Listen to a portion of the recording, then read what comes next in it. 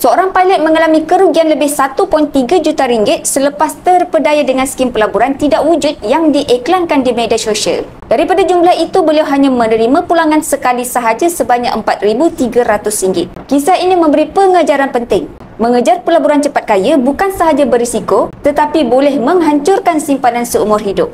Berbanding menaruh harapan pada skim yang tidak sah, lebih baik menyimpan pada aset sebenar seperti emas. Emas tidak menjanjikan pulangan segera, tetapi terbukti stabil sepanjang sejarah. Nilainya berkembang secara konsisten dan yang paling penting, emas boleh dipegang secara fizikal. Ia bukan angka digital dalam aplikasi yang boleh hilang sekelip mata. Akhirnya pilihan di tangan anda. Ingin kejar janji palsu dan rugi segalanya, atau ingin menyimpan emas yang benar-benar wujud, selamat dan kekal bernilai?